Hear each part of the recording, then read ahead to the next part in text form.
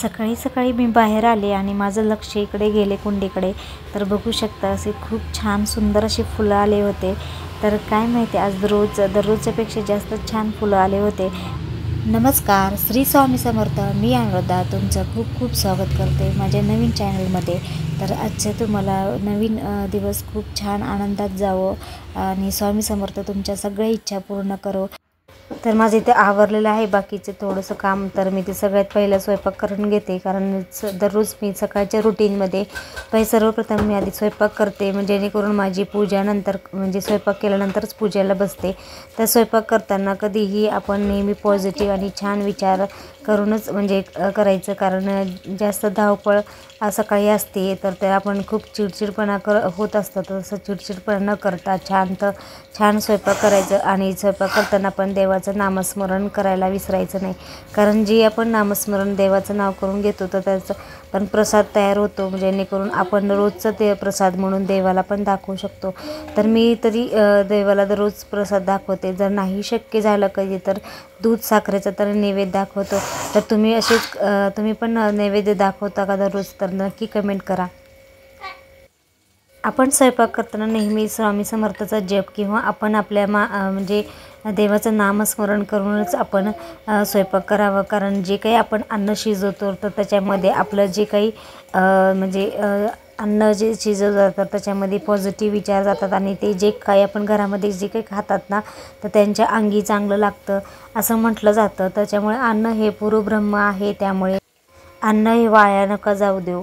जेवढं आपण करतो तर तेवढा त्याच्या प्रमाणातच आपण हे करा, पण जास्त जर करून आपण वाया नका घालू, कारण काही ठिकाणी आपल्याला म्हणजे एका वेळेस जेवणसुद्धा काही लोकांना मिळत नसतं। त्यामुळे आपण अन्न जे करतो किंवा तयार म्हणजे करतो आपण तर ते प्रमाणात करावे, जेवढे आपल्या घरामध्ये मेंबर आहेत तेवढ्यापुरतं पुरावं असं म्हटलं आहे। तर तुम्हाला काय वाटतं ते नक्की कमेंट करून सांगा।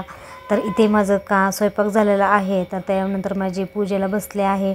तर पूजा करताना नेहमी दीप प्रज्वलित करायचं असतं, तर मी ते दीप प्रज्वलित करूनच आपण देवाची सुरुवात करायची पूजेची, किंवा आपण कोणते पण कार्य करताना आपण सर्वप्रथम दिवा प्रज्वलित करतो आणि त्यानंतर त्या कार्याची सुरुवात करतो। त्याप्रमाणे आपण देवाची पूजा करताना पण दीप प्रज्वलित करायचं। तर इथे मी स्वच्छ भांडं मी काल रात्रीच करून ठेवलं होतं।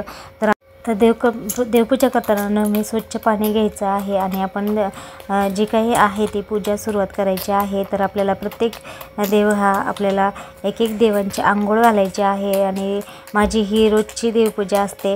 तर मी देवपूजा कशी करावी हे मी एके दिवशी छान व्हिडिओ घेऊन येईल डिटेलमध्ये, तर ती तुमच्यासोबत नक्की शेअर करेल।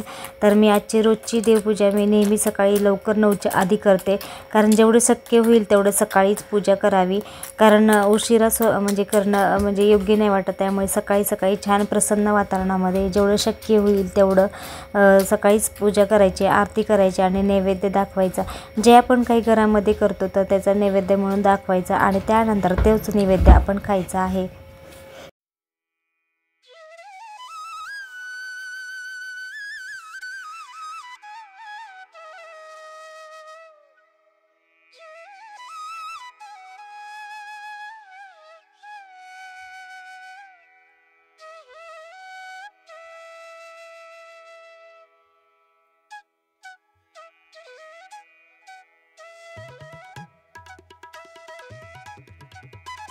तर इथे बघू शकता हे स्वामी समर्थाची मूर्ती आहे, तर हे अक्कलकोटवरून आणलेली आहे। तर जशी ही मूर्ती माझ्या घरामध्ये आली ना तर खरंच खूप छान बदल झालेला आहे माझ्यामध्ये किंवा माझ्या आरोग्यामध्ये। तर तुम्हाला माझा डिटेलमध्ये छान मी स्वामी समर्थांची सेवा कशी करते, त्यांची नित्यसेवा काय करते, तर ते हे नक्की हे पुढील भागामध्ये तुम्हाला व्हिडिओ शेअर करेल। तर बघा अशा प्रकारे माझी छान देवपूजा झालेली आहे। तर सगळ्यांना देवांना म्हणजे असं अष्टगंध लावलेला आहे। तर इथे मी छान असे मार्केटमधून काल फुलं आणले होते, तर ते असं मस्त छान वाहते आहे। तर देवांना फुलं वाहिले ना खरंच खूप छान प्रसन्न वाटतं।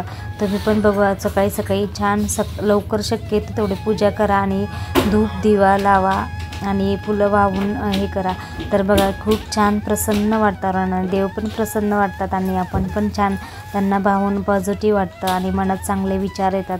तर खरंच ज्या घरामध्ये चांगले विचार केलं जातं ना तर त्या घरामध्ये खरंच प्रगती व्हायला नक्कीच गती मिळते असं तरी मला वाटतं. आणि खरंच मी जितकं शक्य होईल तेवढं प्रसन्न ठेवण्याचा मी प्रयत्न करते. सगळे घर स्वच्छ ठेवण्याचा प्रयत्न करते, त्यामुळे आपल्याला पण पॉझिटिव्ह वाटतं आणि सगळ्यांना पण छान वाटतं. तर अशी माझी छोटीशी छान सुंदर पूजा झालेली आहे, तर ते नक्की सांगा.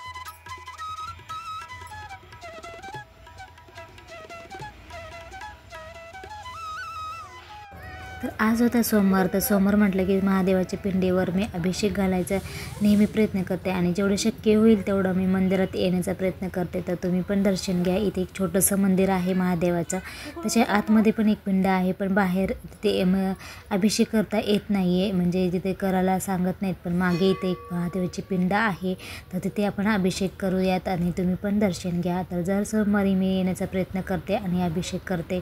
दूध आणि पाण्याचा साधा अभिषेक करते आणि जे काही असेल तर ते म्हणजे नेहमी प्रयत्न करते इथे येण्याचा. तर इथे बघू खूप गर्दी असते प्रत्येक सोमवारी. तर अशा प्रकारे माझी इथे अभिषेक करून इथे बसलेली आहे. तर तुम्ही पण दर्शन घ्या महादेवाच्या पिंडीवर. तर चला मग नेक्स्ट व्हिडिओमध्ये भेटू. तोपर्यंत सगळ्यांना श्री स्वामी समर्थ.